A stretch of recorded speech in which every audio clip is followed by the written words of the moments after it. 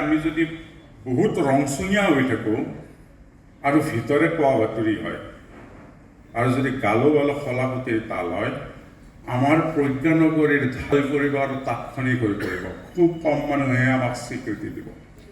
স্বীকৃতি দিবৰ কাৰণে ৰাজ্যই বিশ্বই বেলেগে স্বীকৃতি দিবৰ কাৰণে সেই স্বীকৃতিটো নিজে ল'ব নালাগে। আমি ক'ব নালাগে আমি প্ৰজ্ঞানগৰী, আমি ক'ব লাগে আমি এনে কাম কৰি আছোঁ, যেনে প্ৰজ্ঞা প্লেক্স নলবাৰীত হৈছে। আমি ক'ব লাগে যে এখন কাষতে নলবাৰীৰ পৰা 25 বছৰ ওলাই আছে। আমি ক'ব লাগে যে নলবাৰীৰ সাংবাদিকসকলে বন্ধুসকলে নিৰ্ভীকভাৱে কাম কৰি আছে, ৰাজনৈতিক নেতাসকলে আদৰ্শৱান কাম কৰি আছে, সংগীত শিল্পীসকলে বিশুদ্ধ উচ্চাৰেৰে সংগীত পৰিৱেশন কৰি আছে। স্বাভাৱিকভাৱে অসমে স্বীকৃতি দিব, ভাৰতে স্বীকৃতি দিব, বিশ্বই স্বীকৃতি দিব আমি প্ৰজ্ঞানগৰী। গতিকে মই আশা কৰিম প্ৰজ্ঞানগৰীত বাস কৰাৰ কাৰণে ইয়াত উপস্থিত থকা প্ৰতিজন ব্যক্তিয়ে প্ৰজ্ঞাৰ সাধনা কৰক। প্ৰজ্ঞাৰ সাধনাৰ এটা উপাদান ব্যক্তিগত। ধন্যবাদ।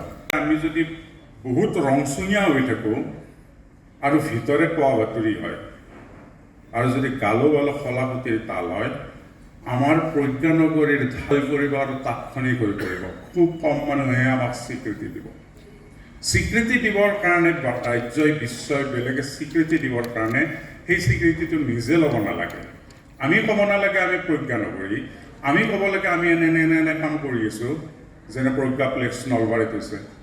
আমি ক'ব লাগে যে এখন কাষতে নলবাৰীৰ পৰা 25 বছৰ ওলাই আছে।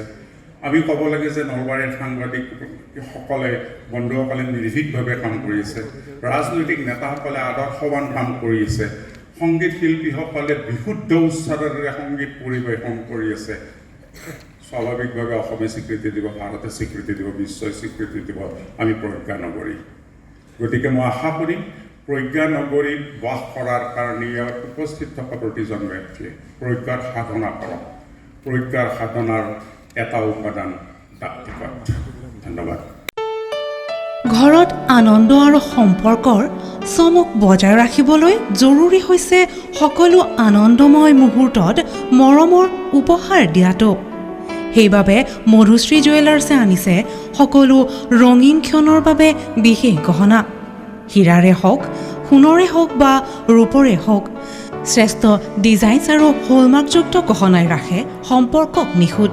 তেনেহ'লে আজিয়েই আনক আনন্দ মধুশ্ৰী জুৱেলাৰ্ছৰ সৈতে। যোগাযোগ কৰক 7002800341 নাইবা ভিজিট কৰক LNB ৰোড, নলবাৰী, অসম।